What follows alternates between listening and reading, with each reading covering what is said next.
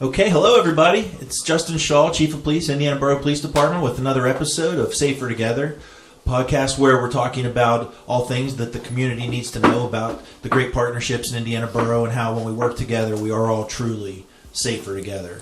So today I have the distinct pleasure of introducing everybody to two of my favorite police officers, and they are right in front of me. One's name is Axel, and the other's name is Scout.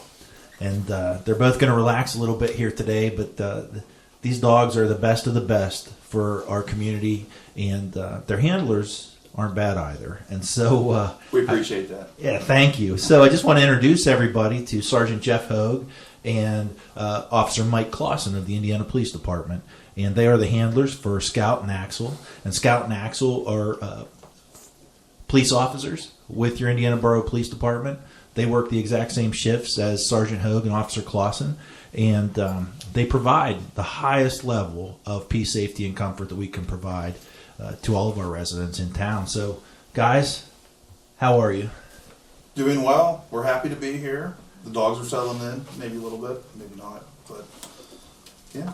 Very good, very good. All right. Well, listen, the dogs, they know what they're doing, and they have a mind of their own, so I'm not really worried about them moving around.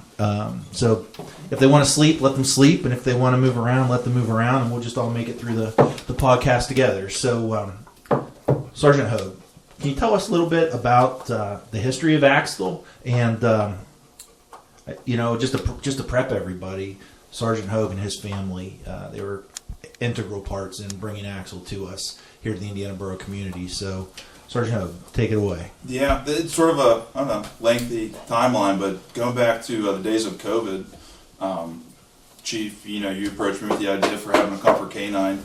So we really didn't have a specific idea in mind.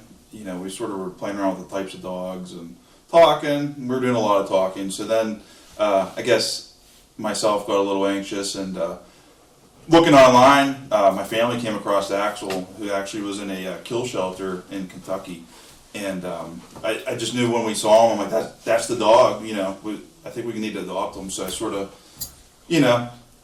without your exact blessing, we adopted the dog, knowing that we were going to directly donate Axel to the police department to be our comfort canine.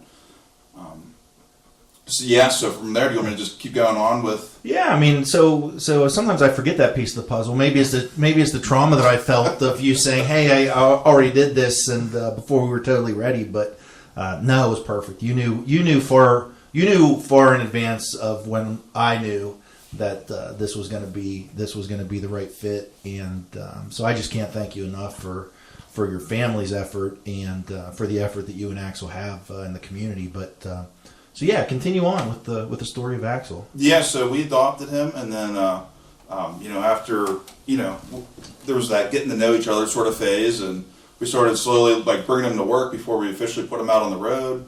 Sort of just wander station, and we started training from there. And then when Axel got to a certain point that we were comfortable that he could go out in the community, we started putting him in the car, and that way he could interact with the community and sort of so he could feel what exactly he was going to be doing.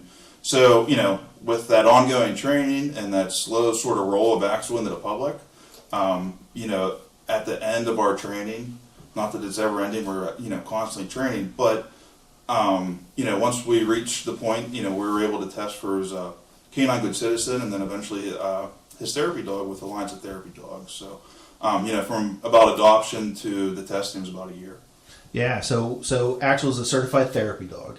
He is what I would consider the highest level of comfort that we could provide our community. And so our community knows Axel came to us at a time where anxiety was at an all-time high. At least that's what it felt like as chief and being part of the police department. We were coming out of, or we were in the what turned out to be the back end of lockdowns from COVID-19. And we were also experiencing as a community and as a country the death of George Floyd and relationships between police and public. Were what we were seeing nationally, and what we were all feeling as anxiety locally really created an incredible segue to bring a therapy dog on staff, because when people are greeted with a dog, it does something to our hearts, and it immediately lowers the anxiety. And Axel's been a great example of that. And so, animals in policing has been a thing forever.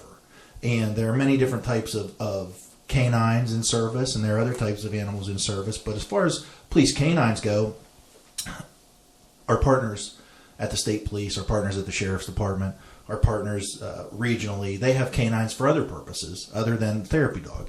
And one of the other really fantastic ways that we provide service to our community is where Officer Clausen and Scout come in.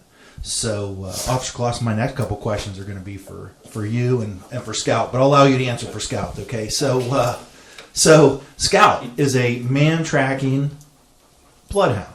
Can you tell us the history of Scout? So Scout, he was born in Lynchville, Kentucky, the foothills of Kentucky, about 8 hours away, through a police bloodhound breeder.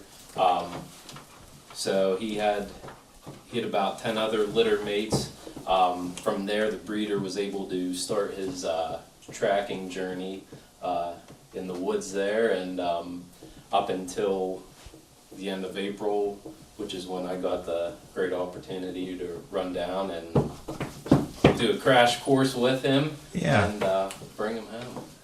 Yeah, well, you guys, so Scout's story is one of many partnerships, and first of all, the Clausen family. So I want to thank you sincerely. I want to thank your family sincerely.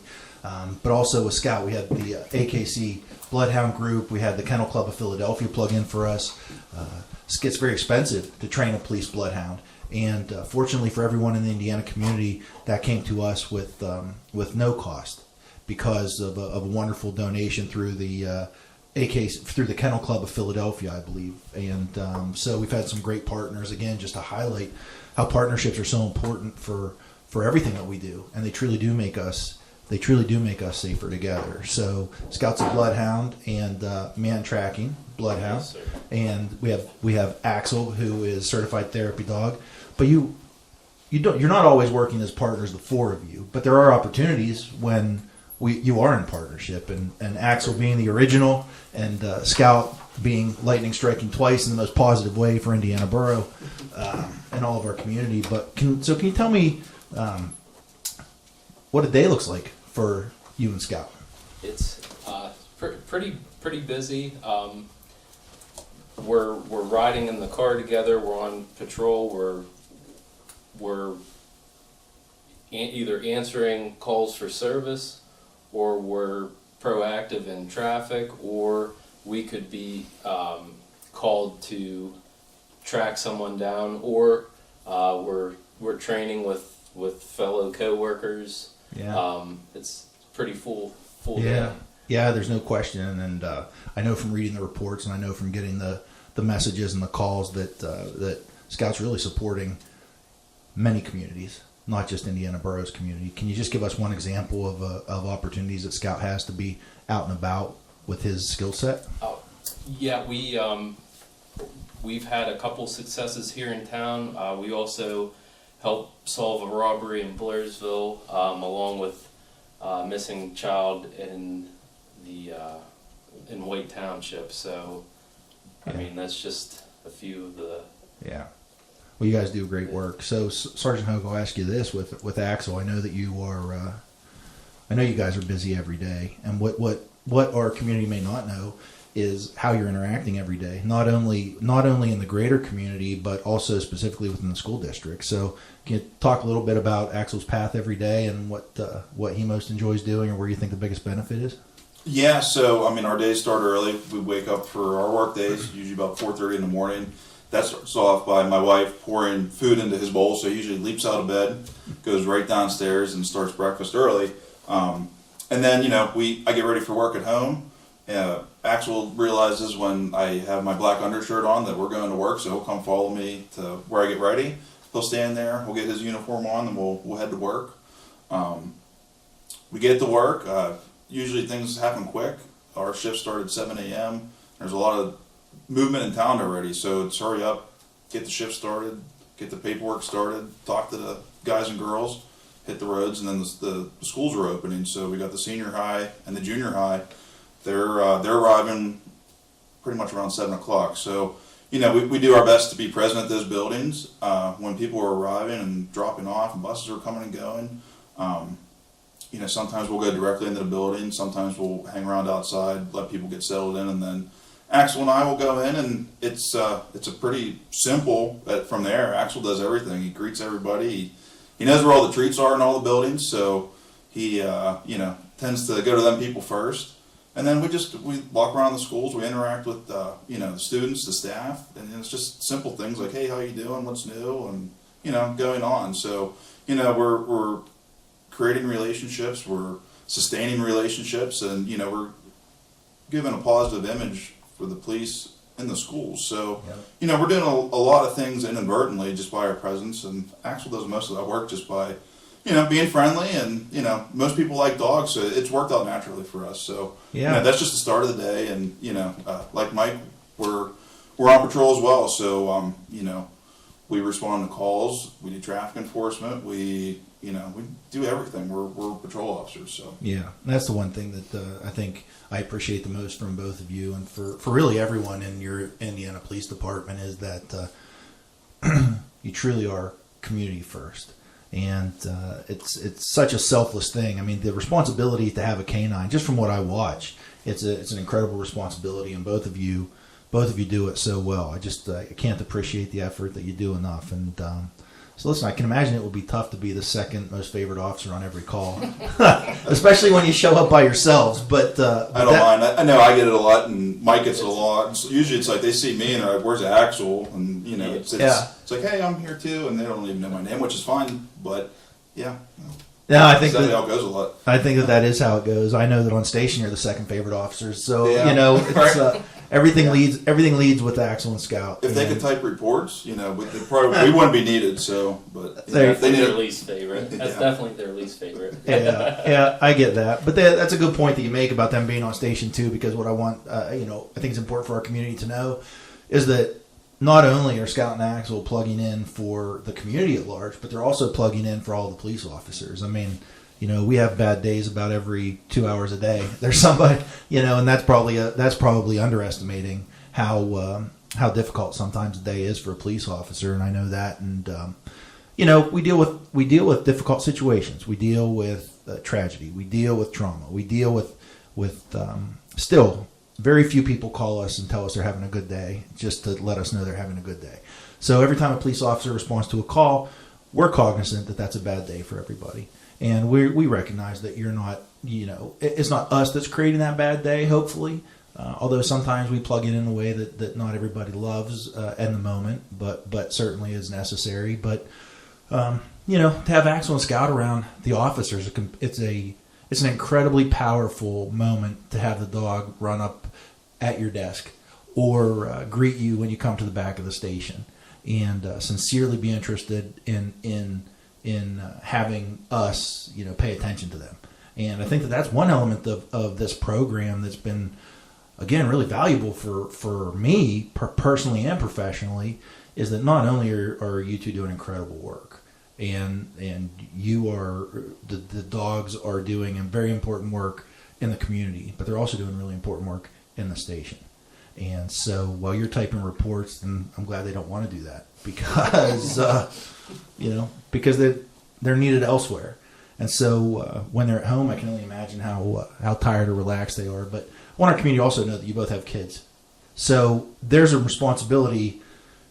You guys are busy, and your families like the dogs. How's that working out? Oh yeah, they interact with him daily. Give him a hug goodnight before bed. Yeah. Yeah, my kids love it, and just, you know, like when we just started with Axel, they were younger at the time, didn't really realize what his purpose was for. And I'll never forget the first time Axel actually went out the door with me to work. My kids were crying because they were like just worried that their family pet was going to work. So. Yeah. Yeah, I get that totally. Well, guys, listen. There's a lot of community partners that help us with the canine program, and I want to make sure that I hit them all. But you know, our dog's food is provided by Tractor Supply. So Tractor Supply of Indiana provides us with that, and we. Who else? Help me out with who else donates to the police department to contribute. Do you know anybody offhand? No. I don't want to steal the mic. No, that's okay. We can share the mic. But no, there's so just for example, like our canine budget at the Indiana Borough Police, there is no budget. It's a $0 budget. So we rely solely on community donations and community partnerships and services. So it's a community, it's a whole area effort. Our Indiana community definitely supports us heavily, but it's bigger than that. There's people outside of this community that we don't necessarily serve those communities and those jurisdictions, but they're happy to help and support us. So just off the top of my head, Evansburg Veterinary in a different county, Cambria County, they provide all of our dogs' wellness care for free. And then Scout's had some, nothing major, but he's had some a little bit more things going on, and the cost that they've given us is extremely reduced, so it makes things affordable for us and helps us stay sustained. Yeah. Do you know anybody else? I know there's other people, but Griffiths, or I should say, Vennards. Hold the mic. Yeah. Sorry, Yeah. State Vennards. They've donated to us. Thank you. Yeah, Sheets originally donated. We Yeah. had a lot of community donations. So I can speak to a lot of like the infancy stages of this. So we had $0 to begin with. Yep. So Sheets had given us a pretty significant donation. They just wanted to help out. It wasn't earmarked for anything specific other than That's right. going towards our dogs and Yep. our outlook and the things that we wanted to do. So there's the monetary donations that they just gave us to sort of purchase some things, but what we quickly realized is people just want to be part of the police department. They want to, if they can help us, they'll donate their services, they'll donate equipment, and we recognize that, and we couldn't do it without all these people. So it's really been incredible. I would say from a money standpoint, we haven't actually had to spend a lot of our cash on our things. We're sustained by just community partnerships and donations. So. Yep. Yeah, safer together. The community donations allow our Comfort Canine and our man tracking program to work, and allows us to provide the highest quality of service to everyone and to enhance everyone's quality of life. So guys, I want you to stick with me. We're going to take a little bit of a break. Then we're going to come back and do a couple things a little less traditional than what you may be expecting, and we'll go from there. So stick around. This is Chief Justin Shaw with the Indiana Borough Police Department. We're here for you morning, noon, and night. We take pride in being part of our community, from attending local events to engaging with students to caring for families. And remember, we're only a phone call away. Our team's mission is simple: your peace, safety, and comfort. The men and women of Indiana Borough Police Department and our first responding partners are committed to serving and protecting you anytime you need us. When you and your families are out in our community, know that we've got your back. Stay safe, Indiana.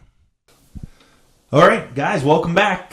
Thank you very much for sticking with us. And we could literally talk for hours about the canine program and about the people that Mike Clausen and Jeff Hogar and the great partners that Axel and Scout are to everybody in Indiana and the surrounding community. And I'd love that, but that's not for this podcast. So, guys, what I want to do, something I told you a little bit outside the box. So here's how I'd like to wind things down for us. I'd like for each of us, but I'd like to start with you guys, to give a shameless plug. And what I mean by that is, don't feel bad in whatever you say. It's not meant to be exclusive to everybody. It's just a shameless plug. Someone, something, some organization, someone other than you who you'd like to celebrate today for any reason at all. And so, Officer Clausen, I'll go ahead and give you the first opportunity at a shameless plug. Chief, I'll plug in all the men and women. I know this is going to sound cheesy, but the men and women that have helped us in our tracking journey from day one to where we are today, and this includes co-workers. Without them, we wouldn't be where we are. Yeah. So that's my plug today. They know who they are. That's great. Well, that brings me to a question I have for you. Would you be willing to have community members be the folks that are being tracked by Scout if you need it? Oh, absolutely. Yeah, absolutely. We train every shift, so there's The more the merrier. So there's an opportunity to plug in. If you want to be a volunteer to help Scout practices tracking and to help Officer Clausen, let us know. Let us know somehow. So Sergeant Ho, next. Shameless plug. Anything you want it to be. Shameless plug. So, my instant thought goes right to my family. I'm going to take it personal. So, if it wasn't for my family and the support of my wife, Natalie, my 2 kids, Mackenzie and Tanner, they make our job, it's a difficult job, and without having them, just for support and, especially my wife to, I can vent to, and, she knows when something's wrong, and, they recognize that, and, I think any police officer that, I guess we'll say is successful, he has a support system, and, a major component of that is a supportive family system. So, I recognize that, and I appreciate that, and that's my plug. Yeah, 100%. Couldn't do it without them. 100%. That's great, and I appreciate both your families because I recognize exactly what you're saying, and so very important. And so my shameless plug is going to be for the district attorney, Robert Manzi, and so DA Manzi has been an integral part of our canine experience. His office has been supportive of our public safety effort. His office has been financially supportive of outfitting the cruisers that we're using to keep the dogs safe. And really, I know he has extremely high standards for public safety in Indiana County. He does an incredible job. I appreciate him as a professional partner and as a friend. And so just wanted to use this opportunity to make sure that the community knew what a good job he's doing and how much we appreciate his work at the Borough Police Department. Is it okay if I sort of, boost that up too? Sure. So, I can speak as specific. So, the outfit of Axel and Scout's cars was a significant item that, we did get a lot of donations, but we did not have the donations available to, purchase the things we needed to outfit to keep our dogs safe in the car. So, each car just to reconfigure for canine configuration was in the ballpark of about $8,000. So, the district attorney's office, they really came through with, giving us the funding. That way we could, keep our dogs safe and have them equipped right. So that, that I don't want to, every donation is important, but that one was a big monetary one that, we couldn't do without it. So yeah, there were a couple key partners that got us started and really, sustained the program. So, okay, here's my favorite part. This is why I'd like to wind down this episode for everyone. So we have a question wheel, gentlemen. And the reason that we have a wheel is because I wasn't certain that I could be entertaining or captivating enough to carry a moment with no matter who the guest was. So I thought, well, maybe if we did something a little non-traditional at the end of the segment, we could capture the imaginations of folks. So here's the thing: we have a question wheel. It has 10 questions on it. What I'm going to ask you to do is just spin the wheel. Whatever question it lands on, I'd like you to read it out loud so that anyone listening and that anyone watching will know what question you're going to answer, and then just give it your best answer. I can tell you that none of these questions are related to our profession or anything that you're expecting at the moment. So here we go. With that, why don't you? I'll hold it for you. There you go go. First, how about that? All right. Let's spin it. What is a piece of advice you would give your 18-year-old self? Ooh. Okay. Ooh. Trust yourself, have faith in yourself, and that's pretty much it. Stay the course. Awesome. Well, you made that look easy. Now I'm worried. I hope the Sergeant Hope trips a little bit on this question, so I don't have to. Which one do I want now? What is something you always wanted to learn but haven't gotten to? Wow. It's sort of what instantly came to my mind is I would have loved to learn to play the piano growing up. But I always just thought that was an interesting thing that I never got the opportunity to do. So maybe when I retire, maybe I'll take some lessons. So I know there's some great opportunities locally in the community. I know IEP has some stuff. So yeah. I'd like to play the piano. And I don't know. I just think it's cool. Well, I'll tell you what, I've learned something about both of you today. I love it too. So now let me try. Okay. All right. So here's the question. Do you have a mentor? Okay. Well, I do. I'm going to name 3 mentors that I have. So first is my father. He was a policeman 30 plus years. before I came on the job, and I certainly consider him to be someone who guides my head and my heart on a daily basis. My second mentor is retired Chief Bill Sutton. He really, throughout my entire career, helped me to understand the professional that I would become, why it's important, what a community police department is, and I can't thank him enough for being a professional mentor. And my third is Dr. Paul McCauley. Dr. McCauley would have no idea that I'm mentioning him today, so I appreciate the opportunity. But he is a retired professor in the criminology department at IUP. He's a forensic criminologist. He was a police officer prior to that. He is a member of the Police Executive Research Forum, which is a significant organization in the community of policing throughout the world. And he's a great partner too. So those would be my three mentors off the top of my head. So thank you for that opportunity. Guys, it's been a distinct pleasure. It's always a pleasure to get together with you. You are, as a team, the four of the finest police officers in the state of Pennsylvania, I would say. Wow. And not only the borough police department, but we have a great police department. And you both, Mike and Jeff, are two incredible examples of the men and women that we have working at the police department. And Axel and Scout are incredible examples of what we can do when we all work together.